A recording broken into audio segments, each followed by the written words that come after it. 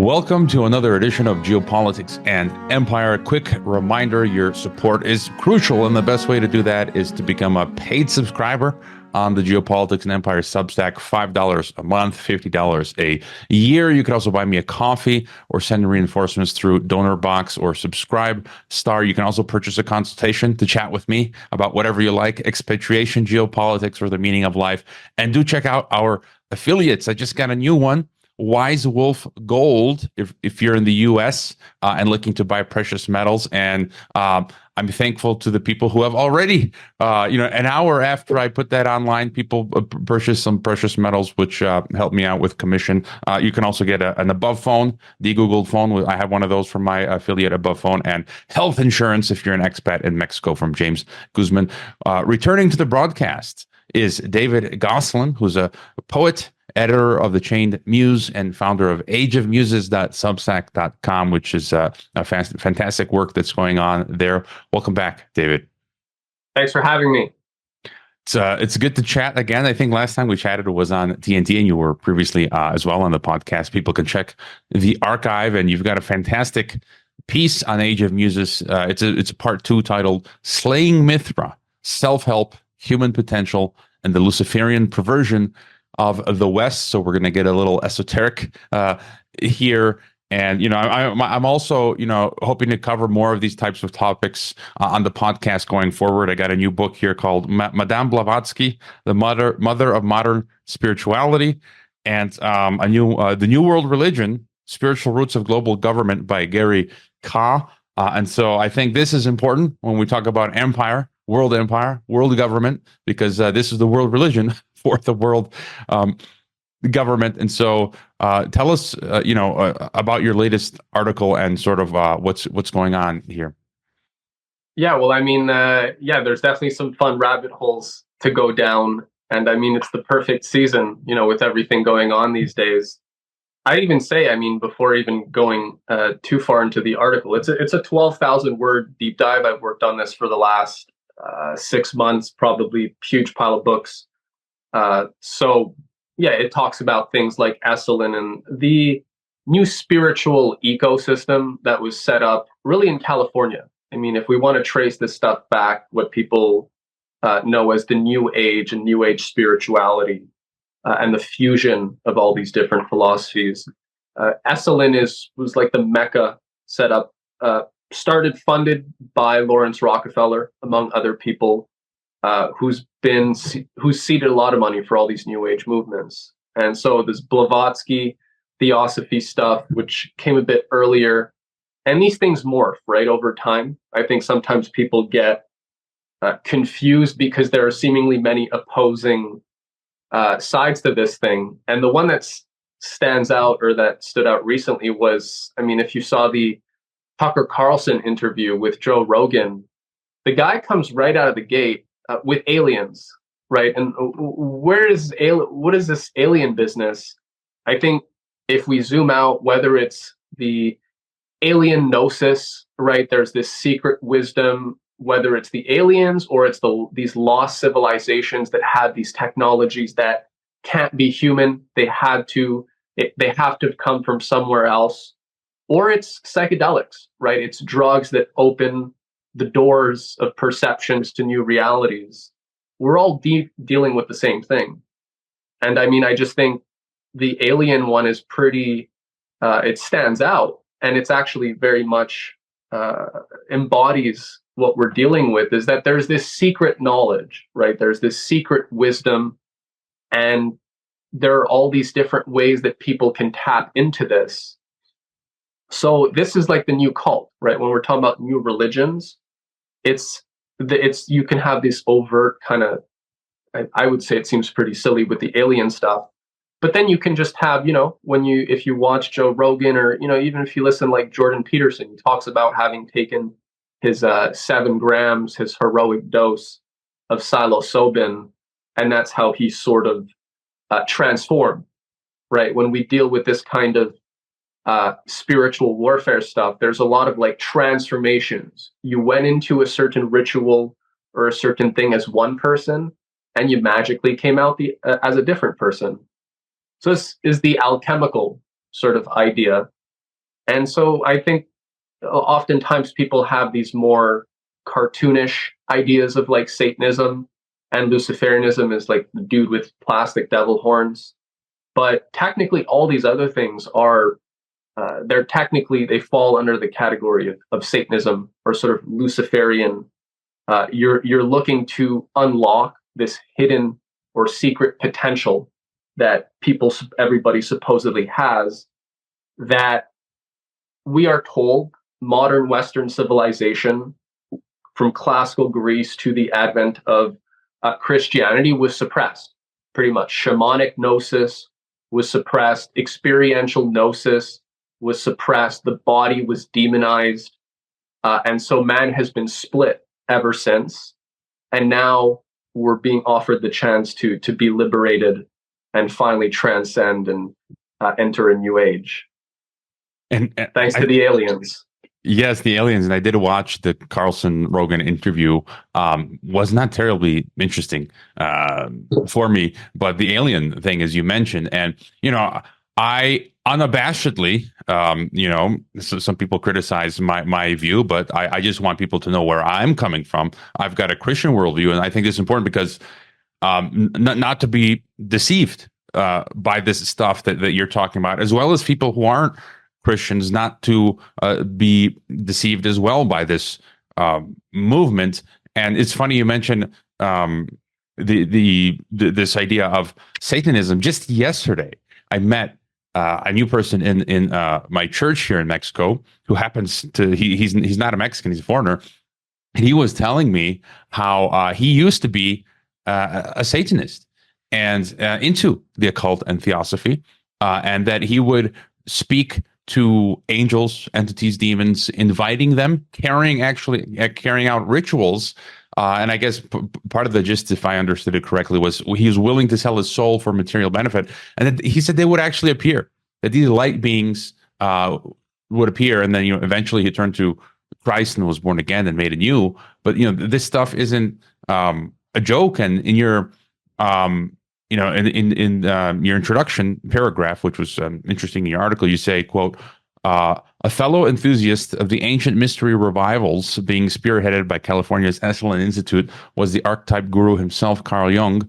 He spoke of ancient alchemy as the key to unraveling the question of how modern man supposedly lost his way in the world. Jung began to make sense of the true nature of the unconscious. So he says, by discovering the link between the Gnostic and ancient alchemical traditions. And so, he also mentions Neoplatonism, Middle Ages, and basically trying to connect this thread from way back when right up until today. And so it seems like this stuff has always been with us, no? And now it's making basically really a forceful return. And in your article, you mentioned as well, you talk about the Eleusinian mysteries of old, having made a remarkable comeback under the aegis of psychedelic self-help. And of course, it's like this new narrative network, to steal that term from, I think it's Amazing Polly, Joe Rogan, Jordan Peterson, Lex Friedman, and so forth, seem to be the vanguard of pushing this, no?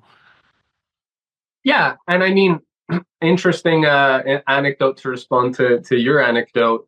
When Twitter, the first part of this article, Slang Mithra, is making the rounds on Twitter. It's got like 20,000 views or something.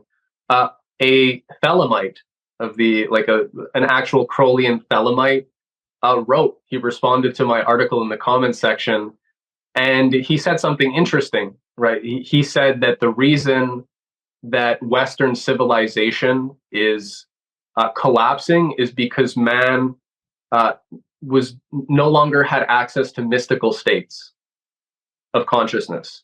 That was his reply, right? Because my article is very much about how the way a repatterning of Western civilization was going to be brought in was by introducing various practices, experiential practices that allow man to tap into different facets of his consciousness and all these things, right? So whether it's, or fine, they say that, but then when you look at what it looks like from day to day, it's always the same thing. It's, hippies dancing in open relationships, taking psychedelics, and playing the bongos. Finally, like half the time, that's what it is. It's just bongo land. It's just like it's just like bacchanals, right? So finally, they talk about mystical states, but when you look at what this stuff looks like among the general population from day to day, people just think like sacrifices and rituals, but it's just people playing the bongos, getting high, and thinking that they're accessing these mystical altered states, right? That they're dissolving their egos and becoming one, right, with nature, right, with the divine and mystical powers of Mother Nature. That's really actually the kind of thing that is being pushed, right? Like I've talked about Aldous Huxley's Island, which in this article talking about the Esalen Institute, they were inspired by Huxley's final novel, which he wrote 30 years after Brave New World. And so their whole idea is they're saying we need to rid man needs to get, like they like the Neoplatonic stuff because it's the idea of unifying the divine feminine and the divine masculine, and Western civilization in the last 2000 plus years from classical Greece, as opposed to pre-classical archaic Greek man, has been very much centered in the head, in the mind, in the intellect, they're saying. And so their argument is that we're here to unify, right? We're here to create a unity between this intuitive side, which is like the Dionysian, if you will, while the more intellectual or mental cerebral side is the Apollonian. And this is what the alchemical tradition is really about. It's saying we're synthesizing the Apollonian and the Dionysian, the experiential and the intellectual. This is actually how it's going to be framed. Sorry. And so I do think there are subtleties there, right? Because if you hit certain people with that, they'll be like, yeah, that kind of makes sense, as opposed to, you get this idea of Christianity and modern man as like split. And it's very much like about discipline and just denying yourself of whatever pleasure, joy, having a good time, right? The pagans are all having a good time, supposedly, and the Christians are just grumpy and like going to work and doing their duty. But these are caricatures, and I'd say on both sides, the way the Luciferian stuff is often portrayed is a caricature, and the way the Christian stuff is portrayed is often a caricature. So I think the real way to push back against this evil, right, which is looking to sort of reimagine the image of man that Western civilization has sort of been founded on, they're getting in there by picking at different things, that different grievances that people have. Like our society is sick, right? Economically, socially. When was the last time the U.S. fought a war that wasn't based on lies? World War II. So for a long time there was abundance. There was, the U.S. had become this mecca economic powerhouse, and so we could all afford to check out for a while, right? That's really what happened with the baby boomers, and this is where people are like, I need to find myself now. The picket fences and orthodoxy are not enough to be fulfilled, and certain degree there are certain understandable grievances, but this is where the bad guys came in, and as they look to deindustrialize, right? This is what it ultimately comes down to. Just get rid of science and technology and bring people back into this new age mystical cult stuff. Now people they're hungry for the spiritual hunger comes back. It's always there, I would say. And so here we are having to deal with these things because the realities are dawning on people. By the way, I think your article was reposted by James Lindsay, who I'm a fan of, and he also tackles this subject of this Gnostic cult that's been here throughout the ages. It's not something that, it wasn't, the start date was not, 1700s Illuminati, or this has always been with us, this sort of group. You talk about ancient Egypt and Babylon, and James Lindsay even traces it back to the Garden of Eden, with the serpent's and Adam and Eve. And there's an interesting quote you include in the article. You talk about the early Christian polemicist Prudentius in the 4th century, describing the rites of Cybele in the following terms. And you reference a lot of gods and goddesses and cults. And he writes, quote, "There are rites in which you mutilate yourself and maim your bodies to make an offering of the pain a worshiper possessed, thrusts the knife into his arms and cuts them to propitiate the mother goddess. Frenzy and wild whirling are thought to be the rule of her mysteries. The hand that spares the cutting is held to be undutiful, and it is the barbarity of the wound that earns heaven. Another makes the sacrifice of his genitals, appeasing the goddess by mutilating his loins. He unmans himself and offers her a shameful gift.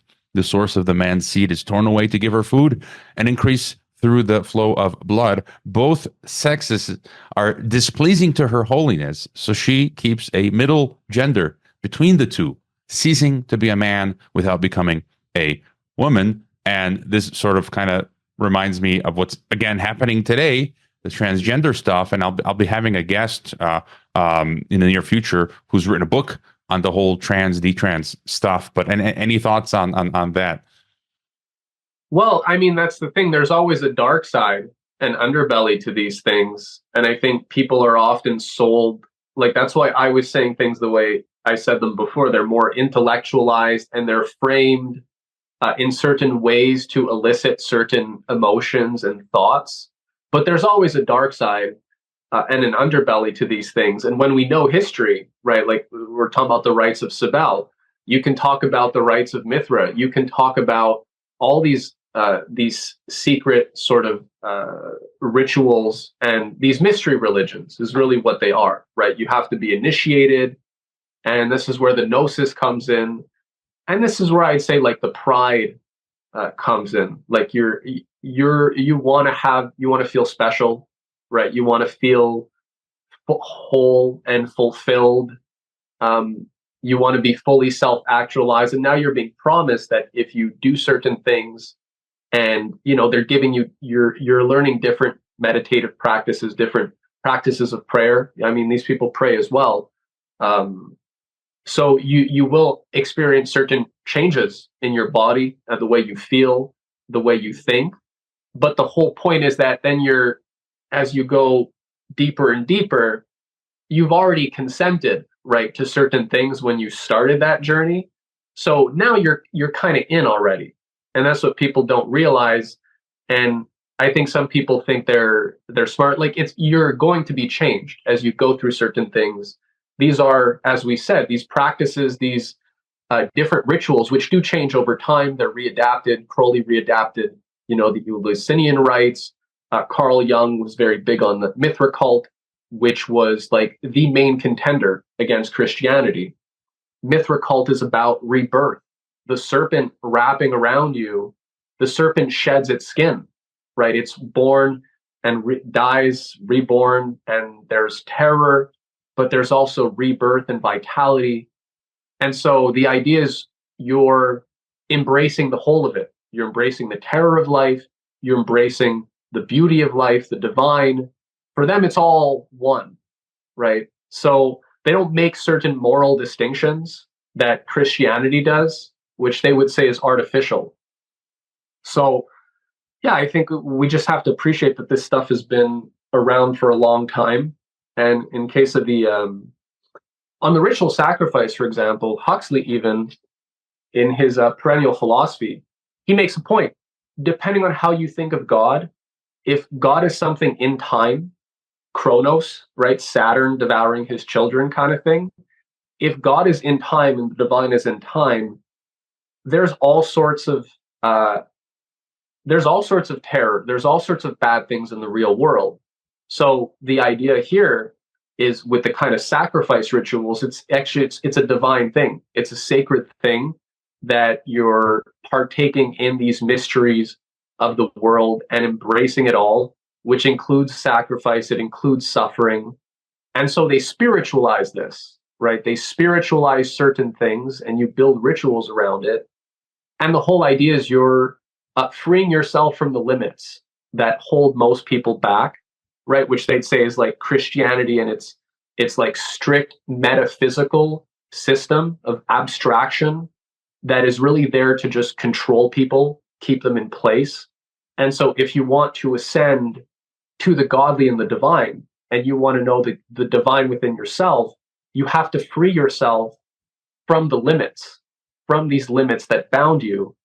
And so you join the cult of Mithra, you join the cult of Sybil, you become a Thelemite, and you start accessing those parts of yourself that, you know, society wishes to repress. That's their self. You mentioned Lawrence Rockefeller, and it's interesting again when you see the name Rockefeller, and they're coming in, and I think they're utilizing this now to control us, because we know, you know, on the podcast we talk a lot about what they're trying to do, at all levels, controlling the economy, the political system, using technology to establish this, you know, global scientific dictatorship. And so, of course, they're going to use this as a way to sort of get us to go along, you know, to indoctrinate people into accepting this sort of system. And so you mentioned Rockefeller and the X-Men, and it's almost, you know, I highly recommend this 2-part documentary series that's like 4 hours long from Good Fight Ministries out in California, where they explain how the Marvel universe and DC as well, it's basically all occult, you know, and using primary sources. You know, the Iron Man is, according to the comic itself, is the son of the devil. Doctor Strange was modeled on Aleister Crowley, literally, so on and so forth. And so it's almost like X-Men was propaganda created for this stuff. And you write that another notable X-Men who played an inspirational role in the genesis of Gosselin was Huxley's longtime friend, Gerald Hurd. Hurd was one of the initial people encouraging Murphy and Price to establish a new kind of occult mecca, which could serve as a rock for the ideas of the counterculture and rejuvenation of the West's lost gnosis. You say that in a talk at Gosselin in 1963, he wondered out loud whether Gosselin might become such an occult school, another X-Men scenario. And so, you know, further thoughts on this specifically, and the sort of these structures that we can use and point to today that are pushing this. Right. I mean, I was recently reading this. My buddy Matthew Arrett gave me this. Our Gods Wear Spandex: The Secret History of Comic Book Heroes. So yeah, it's kind of funny and interesting. Like, really, what does this have to do with everything? I remember seeing X-Men when I was little. It was a cool show as far as cartoons went. But yeah, the idea is, I'd say, like the X-Men stuff, it's really the exoteric version of this esoteric stuff. And that's also a feature of all these mystery cults. You always have like the images, the outward images that are for the masses. And it's only if you want to ascend, right, and gain these higher degrees of knowledge that you're going to start to get the more esoteric version of the same. But yeah, the X-Men and just sci-fi in general, right? What's the idea? Through tech, this is a transhumanist idea, through sort of technological and bioengineering transformation of man's body, he's going to reach a higher spiritual transcendence. And this is in line with the Darwinian notions of evolution that Gosselin had as well. Like, we think New Age, we don't think eugenics and like controlled breeding and all these things, but the New Age stuff is very much about sort of eugenic or just the biological evolution and transcendence of man, spiritualized. So they're saying that through these altered states, by liberating man of these things, man can regain this gnosis, the shamanic gnosis, and there's all sorts of superpowers that you can supposedly develop. You know, like they talk about. This is why the theosophists and the occultists, they love the East. In the East, like the tantric, certain traditions, the meditation masters are said to develop all sorts of super normal powers. They call them at Gosselin. In the East, they're called siddhis. So like, you know, from controlling your heart rate, right, to, you know, if you can control your breathing and you practice that, you're going to slow down your heart rate. If you get really good at that, and you have all these mental exercises that you do, maybe your heart will only beat like it's 4 beats per minute or something, right? So you can almost slow your they have all sorts of insight. They'll be said like, insights. They can read your mind, that kind of stuff. Cities. There's a whole variety of them. They can do all sorts of things with their body. So the idea is man is, as I quote Julian Huxley, Aldous Huxley's brother, man is still unfinished, right? There's still more to be done. And part of this is taking control of our biological evolution and further directing it. So that becomes spiritualized, right? That's the transhumanist thing. We're just advancing human evolution. Enter the mRNA shots and all sorts of crazy stuff that, well, turns out if these guys are gods, then they're not very wise or even clever gods, right? Because these things don't seem to be so effective, or maybe they are, but you know what I mean? So this isn't all sci-fi, right? We can take X-Men, or we can just turn on Netflix, and it's always the same theme.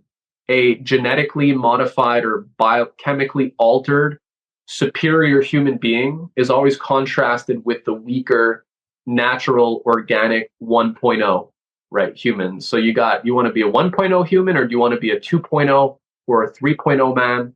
Do you want to be a bionic man?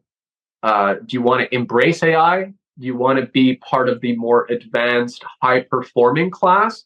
Or do you just want to be a dumb human with your dumb brain?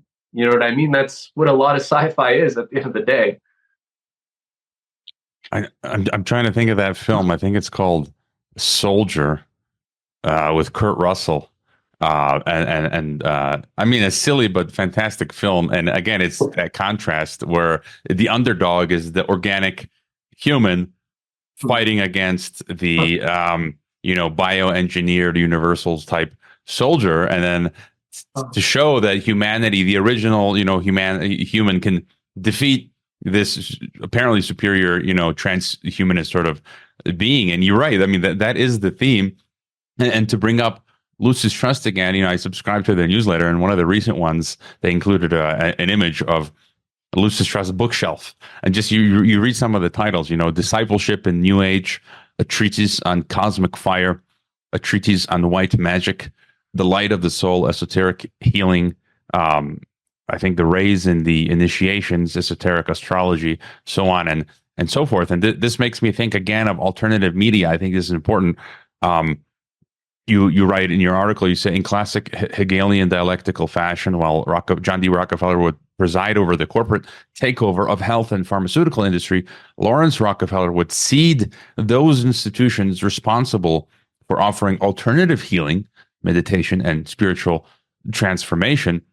And so we look at alternative media today, and I do like a lot of natural healing, alternative stuff. I don't trust, of course, the big pharma, the health industrial complex. I run away from doctors and hospitals, unless I break a limb or something. But and we can point to Dr. Mercola again. I've been a huge fan of Dr. Mercola, but it's come out recently that he's basically fallen completely under the spell of this stuff. He's apparently, has been reported he's under the spell of some guru who's channeling demons or something and telling him what to do and stuff like that. And so, what are your thoughts on the alternative media today, which seems to be buying this stuff hook, line, and sinker? So the anti-globalist alternative media is now espousing these globalist, Gnostic, theosophic ideas. And so, what do you think about when you think about this? Yeah, actually, I mean, absolutely. The penetration of the alt media anti-vaccine. Actually, I might know Matthew Crawford. He does a lot of good work as well, and like the Scientology. There are a lot of these alternative. Robert Malone. Okay, I watched not long ago an interview where he has this lady who, she's all about aliens. So again, Scientology is an alien cult. They also have Falun Gong, which is like the Asian version of that, also an alien cult, right? There's a lot of, and if you think of all these occultists speaking with spirits and stuff, it's not that different, right? If we're dealing with this question of gnosis. So whether it's Tucker Carlson or Robert Malone, they're all pushing this theosophist, alien gnosis stuff, right? And Lawrence Rockefeller was the one of the original sponsors of the Disclosure Project. So all this alien stuff that people are being hit with, the government's not telling us the truth. We need disclosure, and da da da da.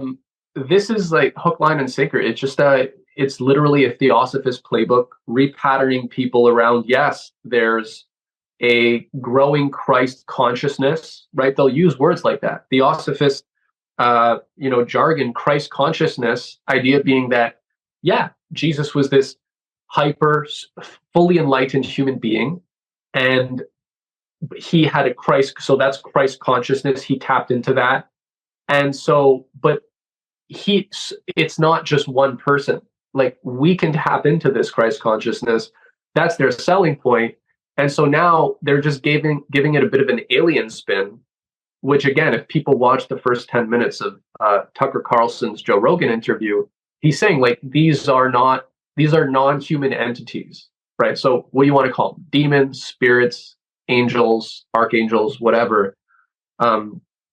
The more you look into the health stuff, I mean, I even saw the alternative Michael Flynn at one of his rallies. I don't know that necessarily he's, I don't know, I don't want to say that he's a bad guy, but they're reciting like some weird Gnostic prayer. So and you add the Scientologists, even the Rainer Fuller, what's his name? Rainer, the COVID Rainer Fulmick.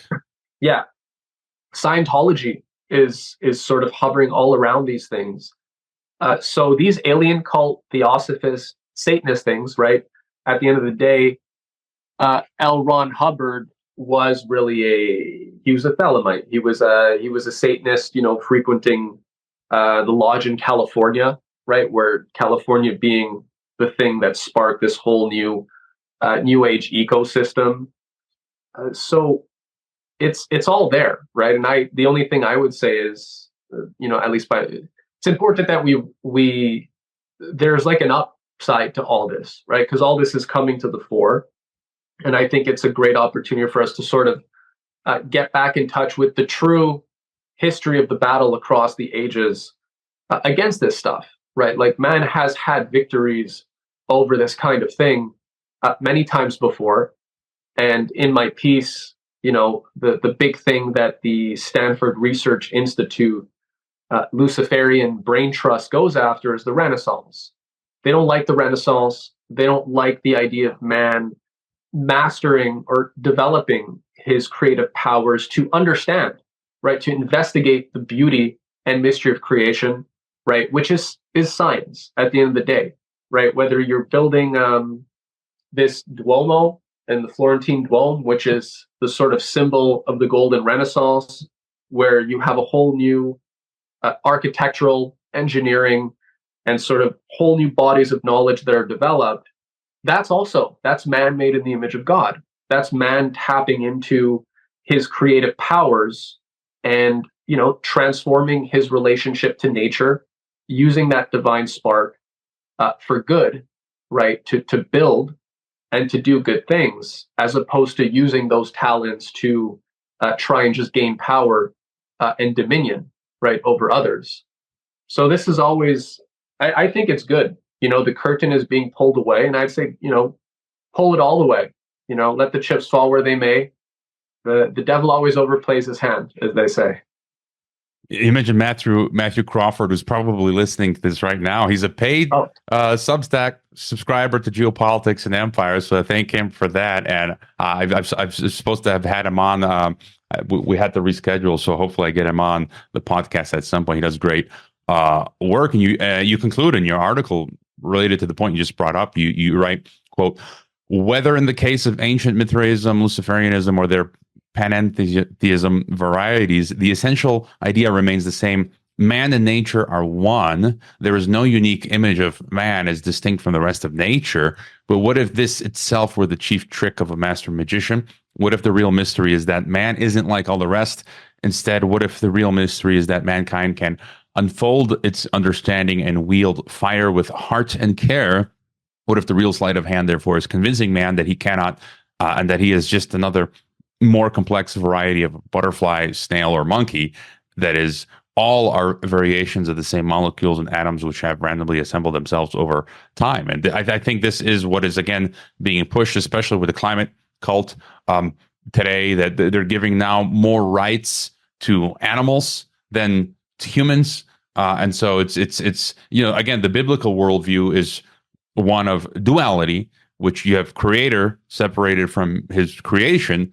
And Dr. Peter Jones and others talk about this oneism, which you describe, which they're pushing in theosophy, oneism, where all is one. I've met at some of these conferences people that have come up to me and said, I'm talking to you, you're talking to me. We're the same. We're the same frequency or consciousness that just, I don't even know what they're talking about. So is this battle versus oneism and dualism? And any further thought on that?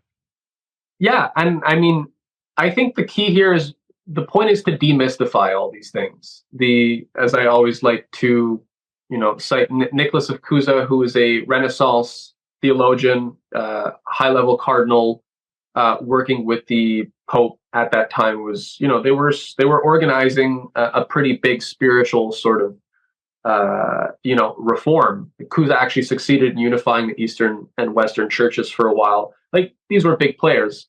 But he just made the point that God is the absolute absence of all contradictions. Now, naturally, none of us will ever fully attain that. But the idea being God is the absolute absence of all contradictions. So every time we resolve a paradox, every time we sort of undo a knot, we're getting closer to God. We're getting closer to the truth, which is absolute and transcendent. So we'll never fully attain that. But the point that Cusa makes through his theology is that that's actually a good thing. That means it can always get better. Like, progress is a natural part of the universe, of man. The universe is life is evolving. It has changed for millions and millions of years. It hasn't gotten worse or uglier or less complex. It's developed. And we can see that with human beings as well. But it's not we're not growing bigger claws or whatnot. We're becoming more. We're becoming more I don't want to say more in the image of God, but yes, we're becoming more compassionate. We're becoming more understanding of the universe and the world we live in, our own history and story.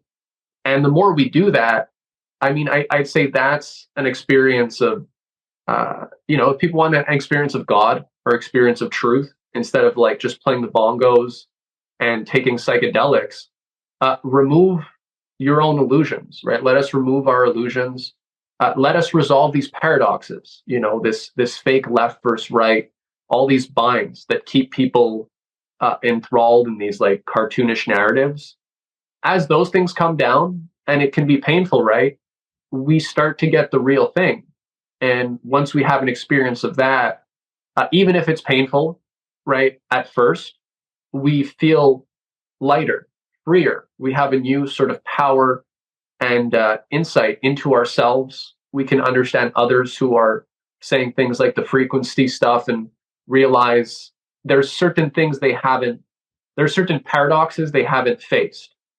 And that's what, being a real human being, using our divine powers to sort of say, hey, we can understand these things. And evil, while it's very clever, while it's very organized, it's not wise, right? You always run into these people. I'm sure you've run into. They're clever, but they don't actually have wisdom. There are things that they have major blind spots. So that's why we need humility, which is at the center of Christianity. Is having that humility and letting the truth sort of find us, rather than always trying to, be right. I've got another question here. You write, again in your article, quote, "The gist was that acid, when taken by groups of like-minded people, led to a chronic LSD state that reinforced the interpretation of psychedelic reality. The more often the same group of friends dropped acid, the more they encouraged one another to adopt the worldview they discovered together on LSD, thus producing dramatic psychological changes. Usually the psychedelic syndrome was harmless, but regular LSD use could cause the emergence of a dramatic orientation to mysticism. Again, I'm reading in Mexico here in articles, they're pushing, how do you pronounce it? Psilocybin, yeah. Yeah, psilocybin, psychedelics, mushrooms. And so it's like this is now being heavily promoted, ayahuasca. I mean, you name it. And then you see in schools, like it's coming in from all angles. If you can discern and detect it, I used to be I used to teach, and now they're promoting mindfulness with the youth, Right. junior high school, which is, I mean, that's religious Eastern mysticism. And I've argued with people about this. You know, they're having kids meditate. You know, Marcola is heavily pushing mindfulness again, and so you've got mindfulness, you've got the psychedelics, and then if we'd have to spend time to figure out how else they're pushing this stuff in. You've got the inner sustainable development goals, so they're talking about SDGs. You've got IDGs now, and so all of these things are sort of coalescing. And then again, you listen to the Lucis Trusts of the world, who are promoting World Economic Forum, they're promoting United Nations. And so how do you sort of see going forward? I think, again, the agenda here is control. They're using these ideas to the elite, I think, to control us, I guess, to divert us. You know, any further thoughts on how, what their goals or agenda is here? Yeah, I mean, at a certain point, it becomes, the way I like to see it, at a certain point, it becomes obvious, right? Once these sort of spells and the spellcasters and their tricks, the magicians, if you will, you know, with their potions and magical elixirs, once that's demystified, I mean, the stuff does lose its magic. You know, like this alchemical tradition. What is a magician? It depends on you not knowing how their tricks work. And so if people know how these tricks work, when they're talking about like spiritual transformations and, you know, experiential gnosis, however you're going to get it, whether it's just from like eating organic food, which I'm not against, you know, but you have people that, whatever it is, we can turn almost anything into a religion, right? There's a guy on Twitter who's trying to like turn into a little boy again, like this tech billionaire. He's trying to reverse his age there. Brian Johnson, I think is his name. Yeah, yeah. Whether it's that, right? Whether it's, you know, Tom Cruise doing all his stunts and like, if anybody's seen the movie, there's the clip where he does Mission Impossible. He does all his own stunts, and so he's jumping over this gap down a mountain. Like, it's a crazy stunt, and then he got it the first time, and everybody was happy. And he's like, "No, we need to do it again." And he does it 6 times, and like everybody's petrified because they're like, "We have it. Like, why are you tempting death?" Right? That's this self-actualization, sort of like just doing it better. That's what Dianetics is. Or it's, you know, there's like the mindfulness, the inner development goals. They turn this stuff into a religion. I think mindfulness can be very useful, but we also have to deal with the deeper issues of why is our society sick in the first place. I actually think that some of this stuff they're pushing also, just because there is a mental health crisis, people are losing their minds, there is despair everywhere. And if they can't create the illusion, at least of some sort of control and sustainability to their system, they don't really have any authority, right? If everything totally comes apart and everybody's killing themselves, like the leaders don't have any legitimacy, right? The society is dying. So I do think they're trying to also find ways to, like, you know, keep people from totally losing it. Like, in the subway system here, there's constantly tips on like how to save money. You know, we have the TVs over, and it's like, save your leftovers, and like this really dumb stuff.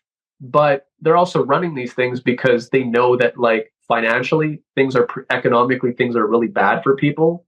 And so they're just little nudges. We see little nudges everywhere. Like, here's how you can do this. Here's how you can do that.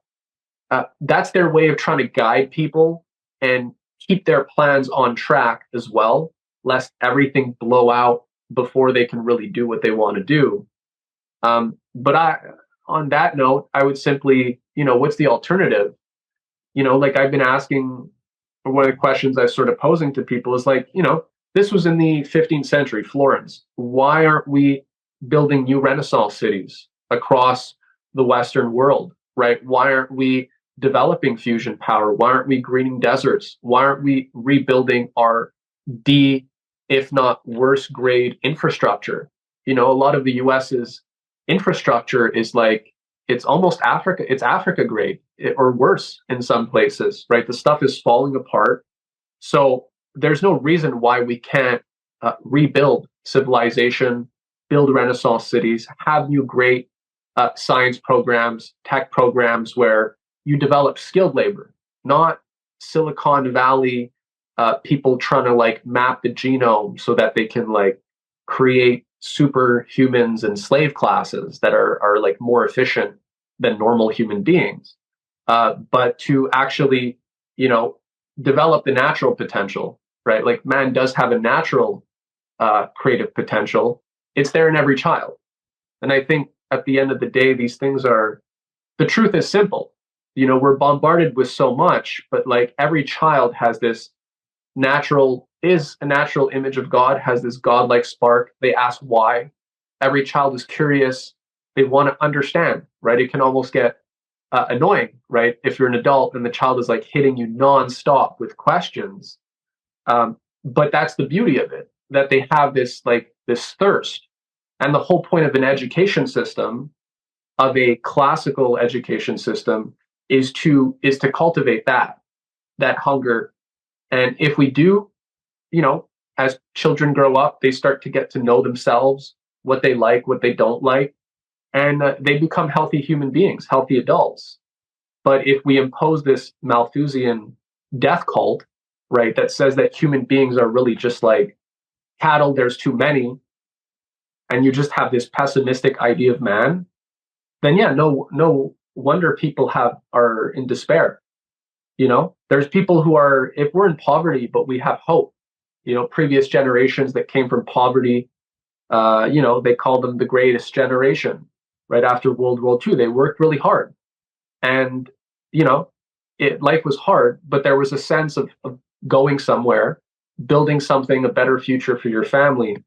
If people have that, they fare relatively well, right? Compared to if you're just living in a globalist blah where you kind of have to invent meaning for yourself because, you know, you don't have a family, your economy is like crashing. So you know that even just working hard and like doing your best, that's not necessarily going to guarantee you much in this kind of society.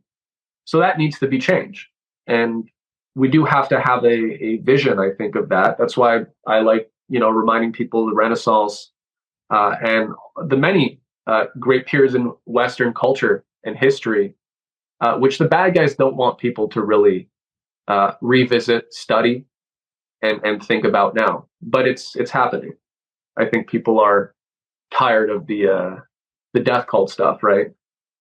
Yeah, I think as you refer to the economy, you know, I like how one of my past podcast guests, the economic hitman, John Perkins, called it the death economy, and that we need to move to a life economy. Although, again, he's also pretty new agey and shamanic, but you know, I think he's not wrong on that point. And degrowth, I'll include a clip in the video here, but I think it's also that the climate death cults, you know, they call it degrowth now, and they're trying to acclimate us to this neo feudalism. And I think part of this whole theosophical Gnostic movement is to get us to accept the lower standards of living that are, I think, both inadvertently being it's both a process that I think is intentional, but also unintentional because things are collapsing. And if I can pull up this quote real quick, here it is from, I think it's Branko.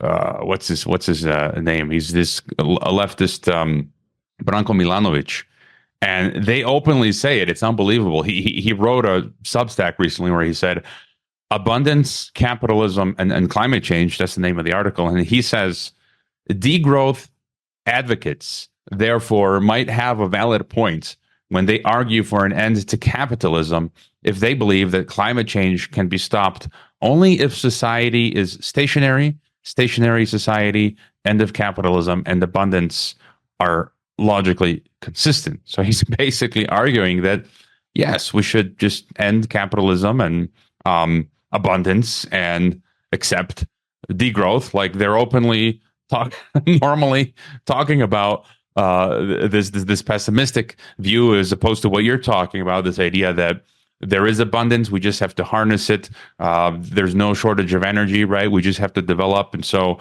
they're imposing this artificial scarcity on us. And so, any other or final thoughts for us? I mean, I would just say, as far as the best book that I've read and sort of situating a lot of these things, is this book, The Science of a Christian Economy by Lyndon LaRouche. It really goes into what happened with the Renaissance, and my piece touches on this as well, citing the authors, right? So if people want to know what these more intelligent Luciferians, like the very smart ones, how they actually think, they go after the Renaissance, and that's, I'd say, the master key to understanding how we get out of the crisis today. Doesn't mean we just copy 15th century Florence. That's impossible. We live in a different world. But understanding how the changes happened, the bad guys are kind of, I mean, I think their plans are, they have a lot of problems, right? And a lot of the world has sort of rejected the rules-based order. Does it mean it's perfect, right? There's all sorts of different theories there, but I think, whatever people say about China, it's not perfect. They're not going for Malthusian degrowth. And I think that should stand out for people, even here. If the Malthusian, rulers of our society, if they let go of this assumption of overpopulation and degrowth, they could rule. Like they could rule over an abundant and very prosperous society. But they have this Malthusian satanic thing that's really destroying them, because now they've deindustrialized their new Atlantis. I mean, the new Atlantis doesn't have the economic and technological power that it had. So they've kind of shot themselves in the foot. And if any of them are listening, I tell them, like, you could still rule if you let go of these Malthusian principles. But by digging into that, they're destroying the very thing that allowed them to build this empire in the first place, which is that scientific and technological Renaissance image of man that unleashed an optimism about man's ability to investigate the universe, to know truth, to know the God. And so I think we just need to rediscover some of these things. And then, we're in exciting times. I don't doubt that Ottawa or the RCMP are listening to you up there in FEMA Region 11 of the Canadian sector of the North American Union. It's always great chatting, David. And I recommend your Substack. Where are the best places people can find you, your projects, and so forth? Yeah, so people can just find all my stuff, my deep dives at ageofmuses.substack.com. You'll find our poetry journal, our magazines, our videos, ageofmuses.substack.com. All right, until next time. Thanks for having me. I hope you enjoyed this Geopolitics and Empire podcast. The website is geopoliticsandempire.com, and I encourage you to sign up for the free email list that goes out with each podcast and every weekend with a collection of news headlines. The newsletter and website are our last lines of defense. We're being censored and deplatformed. It's nearly impossible to find Geopolitics and Empire on the Google search engine. We've been blacklisted. YouTube frequently takes down our videos with strikes. Facebook restricts our page. Reddit and Twitter take down posts. And after the Associated Press mentioned Geopolitics and Empire in a 2021 article co-written with NATO, our Patreon account was terminated. Vimeo also terminated our Pro account. The best free way to help Geopolitics and Empire is to leave a review on Apple Podcasts or elsewhere and subscribe to all of our media channels. You can find the video broadcast now on 5 platforms: Odyssey, Rockfin, Rumble, BitChute, and Brighteon. You can find the audio broadcast on the podcast ecosystem: SoundCloud, Apple, Spotify, and so on. My current favorite social media channels are Twitter and Telegram, but you can also find us on Gab, MeWe, Minds, Float, VK, Instagram, Facebook, and LinkedIn. Finally, Geopolitics and Empire is in dire need of funding to continue. You can leave a donation, purchase a consultation with the host, or become a member to receive additional benefits. We also produce a weekly broadcast called Dissident Thinker for members and Rockfin subscribers only. We will continue to fight the good fight come hell or high water. Thank you for listening.